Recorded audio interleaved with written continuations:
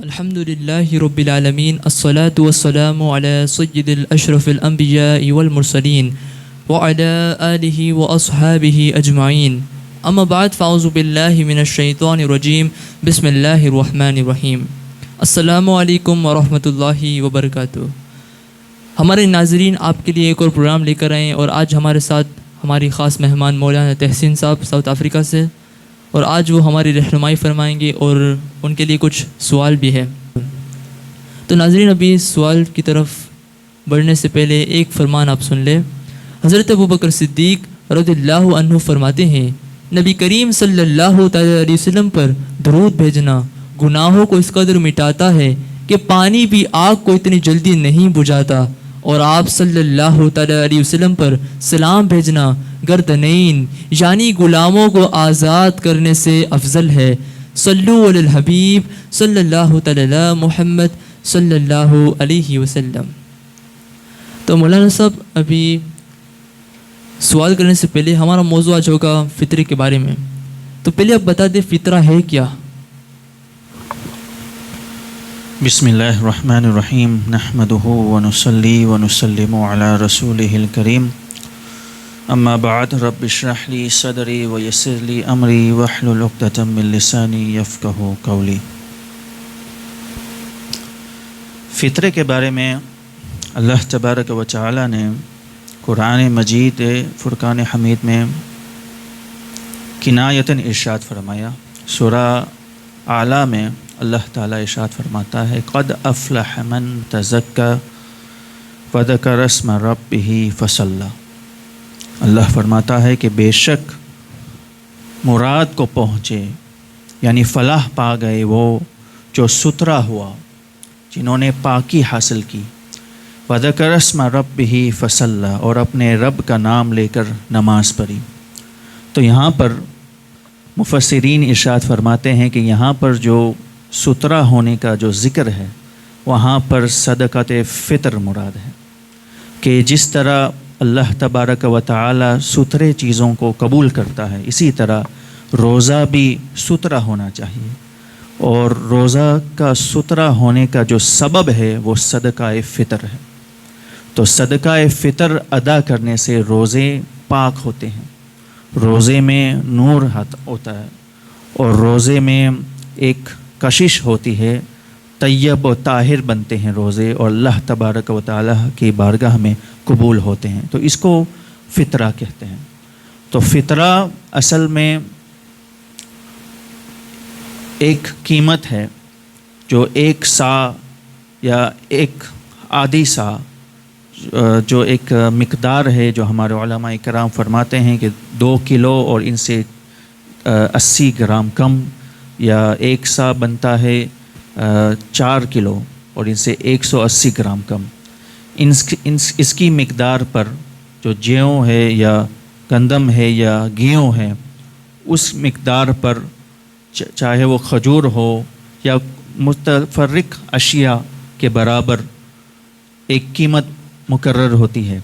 اس قیمت کو غریبوں کو دینا، یعنی مسلمان غریبوں کو دینا، اس کو زکوٰۃ فطر کہتے ہیں۔ صدقہ فطر بھی کہتے ہیں، زکوٰۃ فطر بھی کہتے ہیں۔ فطر کے بارے میں کچھ احادیث بیان کر دیں۔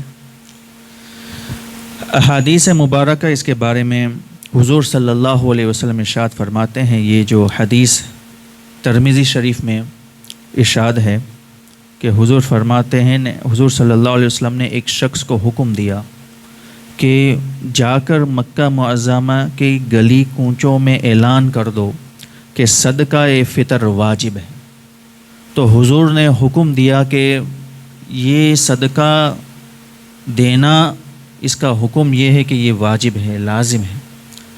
اور حدیث میں حضرت سیدنا عبداللہ ابن عباس رضی اللہ تعالیٰ عنہ روایت کرتے ہیں، وہ فرماتے ہیں کہ مدنی سرکار صلی اللہ علیہ وسلم نے صدقہ فطر مقرر فرمایا تاکہ فضول اور بیہودہ کلام سے روزوں کی طہارت ہو جائے۔ یعنی ایک مہینہ ہم روزے سے گزرتے ہیں، اور جانے انجانے میں جو نقصان، جو عیب، یعنی روحانی طور پر جو عیب روزے میں داخل ہو جاتے ہیں، منتقل ہو جاتے ہیں، اس کو صاف کرنا، اس کو پاک کرنا، حضور صلی اللہ علیہ وسلم فرماتے ہیں کہ صدقہ فطر سے روزے کی طہارت حاصل ہوتی ہے۔ اور ایک اور حدیث ہے، حضرت انس بن مالک رضی اللہ تعالیٰ عنہ سے روایت ہے، فرماتے ہیں کہ نبی صلی اللہ علیہ وسلم ارشاد فرماتے ہیں کہ جب تک صدقہ فطر ادا نہیں کیا جاتا، بندے کا روزہ زمین و آسمان کے درمیان معلق رہتا ہے۔ یعنی روزے کا اللہ تبارک و تعالیٰ کی بارگاہ میں قبول ہونا صدقہ فطر پر موقوف رہتا ہے۔ تو جب تک صدقہ فطر ادا نہیں کیا جاتا، روزے معلق رہتے ہیں، اس کا ثواب بھی حاصل نہیں ہوتا۔ جیسے آپ نے بتایا فطرہ کا حکم واجب ہے، تو یہ کن کن کو فطرہ دیا جا سکتا ہے؟ فطرہ ہر مسلمان جو غریب ہے، جو شرعی فقیر ہے، اس کو دیا جاتا ہے۔ یعنی جس کو آپ زکوٰۃ دیتے ہیں، جس کے آپ زکوٰۃ دے سکتے ہیں، اس کو آپ فطرہ بھی دے سکتے ہیں، اور جس کو زکوٰۃ نہیں دے سکتے اس کو آپ فطرہ بھی نہیں دے سکتے۔ تو آپ دیکھ لیجئے گا کہ زکوٰۃ میں مثال کے طور پر آپ سادات کرام کو زکوٰۃ نہیں دے سکتے، جو حضور صلی اللہ علیہ وسلم کے نسب اور ہاشمی ہو، اس کو آپ زکوٰۃ نہیں دے سکتے۔ اسی طرح یہی حکم فطرے کا ہے کہ آپ سادات اکرام یعنی ہاشمی کو آپ فطرہ نہیں دے سکتے، لیکن جس کو آپ دے سکتے ہیں وہ اس کو جو شرعی فقیر ہو، اور شرعی فقیر کی تعریف یہ ہے کہ جس کے پاس مال ضروریات اصلیہ کے علاوہ نصاب کے مقدار سے کم ہو، اس کے پاس جو مال ہو، دولت ہو، وہ نصاب کی مقدار سے کم ہو، اصلیہ جو حاجت اصلیہ ہے اس کے علاوہ، تو ان کو آپ زکوٰۃ فطر دے سکتے ہیں۔ فطرہ کب دینا ہوگا، اور اگر کوئی نہ دے پائے تو اس کی کیا صورت ہے؟ اب فطرہ کب دینا ہوگا، اس کے پہلے یہ ایک اور سوال بھی بنتا ہے کہ آپ فطرہ کا دینا جس کو دینا ہے، یعنی کس کو دینا ہوگا فطرہ، اور کس کو آپ دے سکتے ہیں فطرہ۔ پہلی بات تو یہ ہے کہ اگر کوئی شخص صاحب نصاب ہو، شرعی فقیر نہ ہو، اس پر فطرہ دینا واجب ہے، لیکن اس کے اندر اس شخص کے اندر جو بچے ہوں گھر کے، اس کا بھی فطرہ دینا ہوگا۔ تو اگر ایک مثال کے طور پر ایک گھر میں ایک شوہر ہے، بیوی ہے، 2 بچے ہیں، تو یہاں پر 4 لوگوں کا فطرہ دینا ہوگا، اور یہ 4 لوگوں کا ایک ہی مقدار ہوتی ہے، جو ہمارے علماء اکرام وقتاً فوقتاً بیان کرتے ہیں کہ فطرے کی یہ مقدار قیمت دینی ہوتی ہے، اور یہ زیادہ اچھا ہوتا ہے کہ قیمت دیں۔ تو بچوں کے بارے میں بھی فطرہ دیا جاتا ہے، لیکن شرط یہ ہے کہ جو اس کے باپ ہو، اس کے والد ہو، وہ صاحب نصاب ہو۔ اب اس کے نیچے جو بھی ہے اس کے لیے آپ فطرہ دینا ہوگا۔ ایک اور سوال یہ بھی ہے کہ آپ کو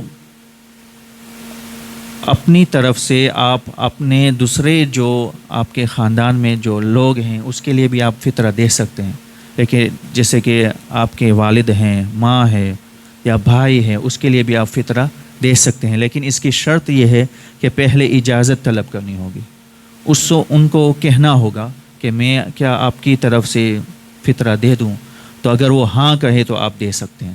لیکن بیوی اور بچوں کے بارے میں یہ اجازت لینی ضرورت نہیں ہے، آپ بیوی اور بچوں کی فطرہ آپ خود بخود دے سکتے ہیں بلا اذن کے۔ اب یہ جو سوال آپ نے کیا کہ اگر کوئی شخص فطرہ نہیں دیتا تو اب اس کا کیا حکم ہوگا، حکم یہ ہے کہ جب فطرہ دینے کا جو وقت ہے، مستحب وقت وہ ہے کہ عید کے دن فجر، جیسے فجر طلوع ہو اور عید نماز سے پہلے مستحب ہے، یہ وقت ہے فطرہ دینا۔ اور اگر فطرہ رمضان کے درمیان بھی دے یا رمضان کے پہلے بھی دے تب بھی جائز ہے، لیکن مستحب اور افضل وقت یہ ہے کہ عید کے دن فجر کے وقت شروع ہونے سے اور عید نماز سے پہلے دیں. اور اگر کوئی مثال کے طور پر نہیں دے سکتا، اس وقت فطرہ نہیں دیا، تو اب فطرہ ساقط نہیں ہوتا، یعنی اب بھی فطرہ واجب ہے. تو جیسے عید نماز افضل تو یہ ہے کہ عید نماز سے پہلے دے، لیکن اگر کوئی نہ دے سکتا ہو عید نماز سے پہلے تو عید نماز کے بعد بھی دے. یعنی اس عید یہ جو فطرہ ہے اس کی کوئی قضا نہیں، یعنی زندگی بھر یہ لازم رہے گا، جب تک آپ ادا نہ کر سکیں گے وہ لازم ہی رہے گا. تو آپ عید نماز کے بعد بھی دے سکتے ہیں، لیکن مسنون اور سنت یہ ہے کہ عید نماز سے پہلے دیں. تو انشاءاللہ گزارش ہے کہ آپ اپنی صدقات فطر ادا کریں اور انشاءاللہ اس طرح سے اپنے روزوں کو طاہر کریں، طیب کریں، تاکہ وہ اللہ تبارک و تعالیٰ کی بارگاہ میں وہ روزے قبول ہو. میں اللہ سبحانہ و تعالیٰ ہمارے روزوں کو قبول فرمائے اور ہمارے صدقات الفطر اور عید کی خوشیوں کو قبول فرمائے. آمین بجاہ النبی علیہ الصلوۃ والتسلیم.